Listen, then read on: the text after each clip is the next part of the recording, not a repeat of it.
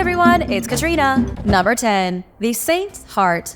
In March 2012, someone stole the heart of St. Lawrence O'Toole from Christ Church Cathedral in Ireland.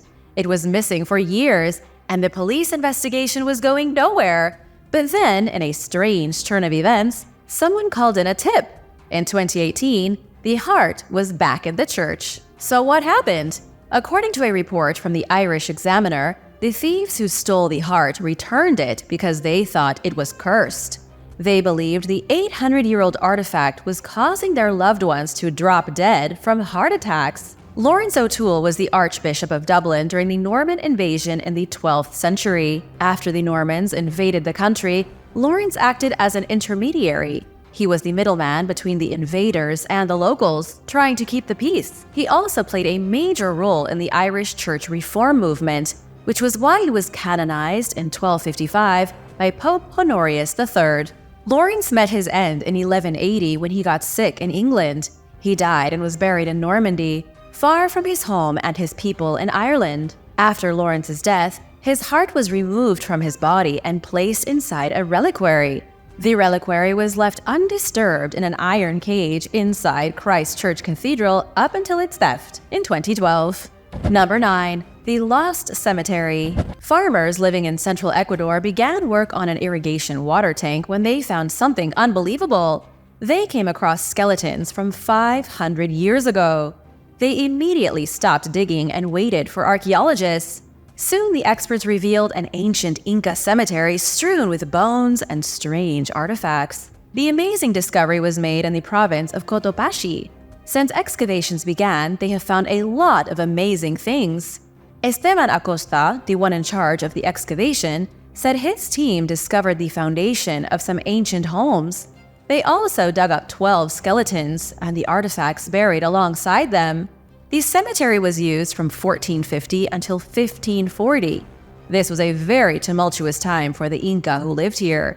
The Spanish had just shown up, and the Inca culture was dying. The burial goods show exactly how society and culture was changing. The pieces of pottery discovered with the bodies were obviously built by the Inca. They have all the trademarks of Inca ceramics, but they were also marked with Christian symbolism. One of the vessels had a Christian cross carved into it and the letter W. The W could refer to anything from a person to a place. Archaeologists have no idea. The strangest artifact is a ring. The ring was discovered with one of the skeletons, but nobody knows what it's made out of. It doesn't appear to be copper or any other known metal. It doesn't look like anything associated with the Inca culture. It may have been from a Spanish conquistador, but that's only a guess. The ring is a total anomaly and really exceptional to find in such a small, isolated graveyard. Number 8. The Queens Bracelets. In the tomb of Egyptian Queen Hetepheres I, archaeologists found some beautiful ancient bracelets. The bracelets recently revealed new information about the trade network between Egypt's Old Kingdom and Greece. Queen Hetepheres was hardly the most famous woman to ever rule the country, but she was one of the most influential queens Egypt ever had, and the mother of someone very important. Queen Hetepheres I and King Sneferu were the first ruling couple of the 4th dynasty in 2575 BC. Their son was Pharaoh Khufu, the man who was buried in the Great Pyramid of Giza. The queen's tomb was found at Giza in 1925. Archaeologists uncovered an absurd amount of jewelry, along with gilded gold furniture. Many of the pieces of jewelry were bracelets, some of which are currently in the collection at the Museum of Fine Arts in Boston. When researchers took a closer look at the bracelets, they were shocked to find traces of silver. This was a little baffling because there was no source of silver in Egypt 4,600 years ago. The silver had come from a group of Greek islands in the Aegean Sea. The lead author of the study, Karen Sawada from Macquarie University, says the discovery of the silver shows an obvious trading connection between ancient Egypt and ancient Greece. This is the first time that scientists have been able to connect the two empires through trade prior to the construction of the pyramids. The silver must have come by ship to Egypt, where it was forged into bracelets fit for a queen. And now for number 7. But first, it's shout-out time! I want to give a big thank you to Ravenched1383 and Brenda DeFazio8497 for supporting this channel. Thanks, guys! Be sure to subscribe if you haven't already for more videos like this. Number 7.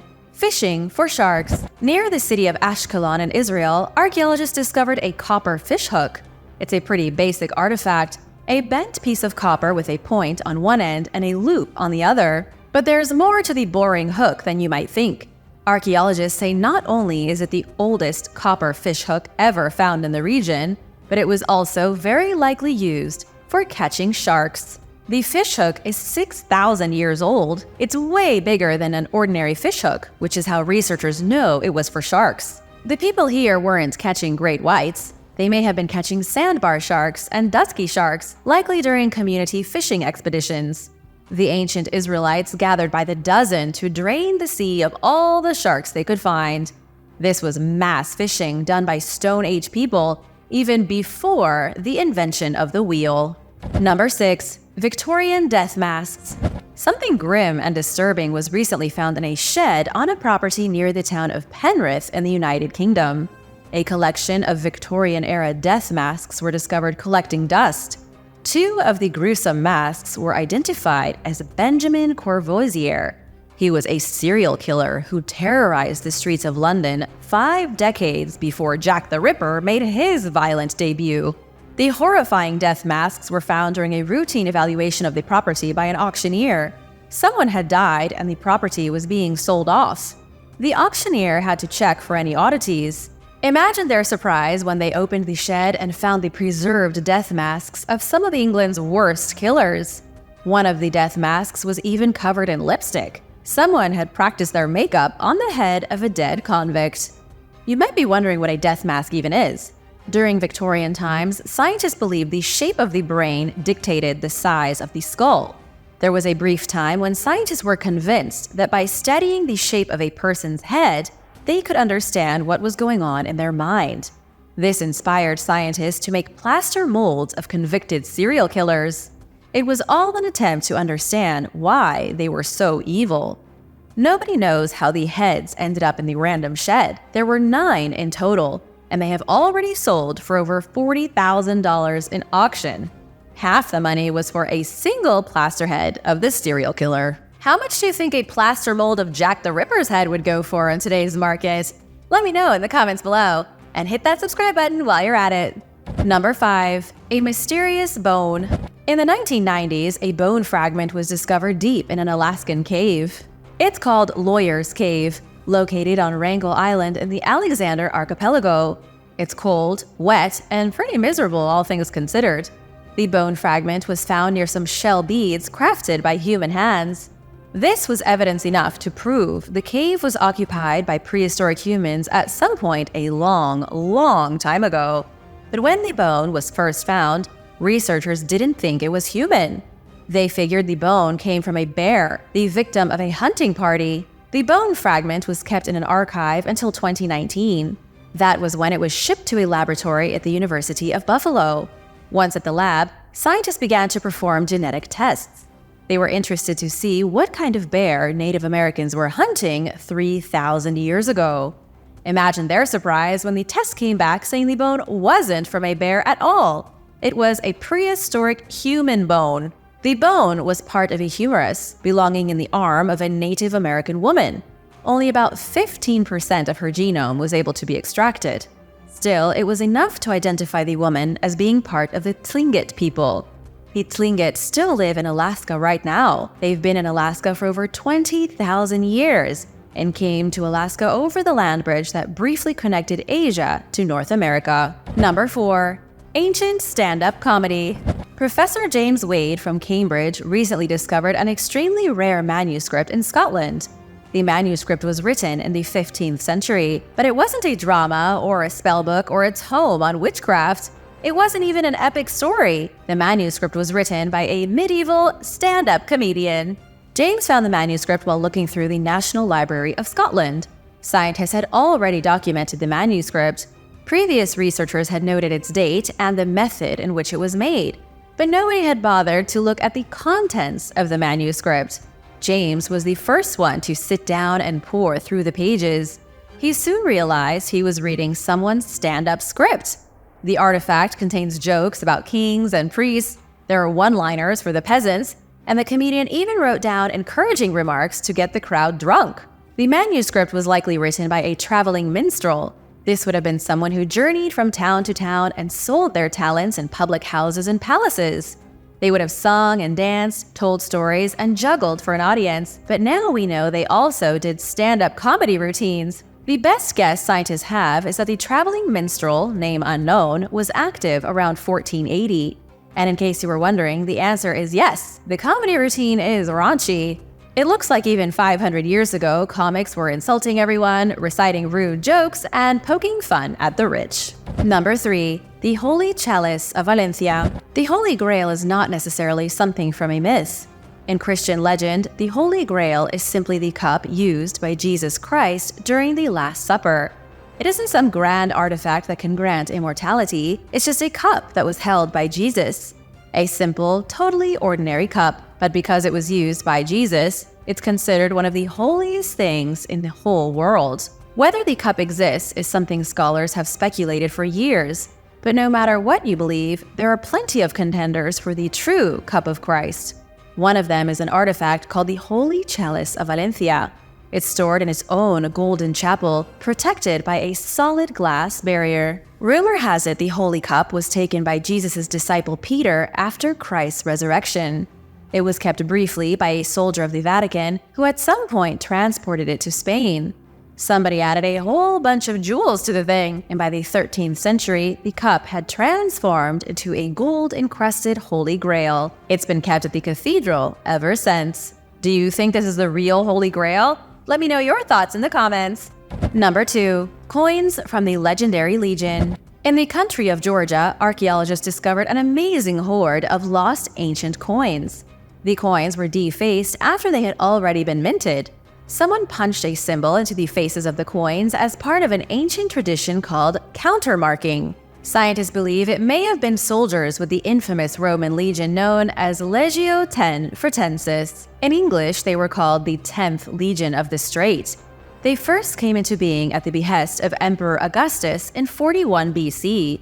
They participated in crucial military campaigns across the Roman Empire and were famous for being particularly brutal. Legio X Fretensis were hardened soldiers, extremely disciplined, and not afraid of a fight. The emblem of their legion was a bull to symbolize their strength. In Georgia, coins were found bearing the emblem of a bull at the abandoned Roman fortress of Apsaros. It's possible the legionnaires defaced the coins with their own emblem as part of countermarking. This was something that could be done to extend the lifespan of Roman coinage.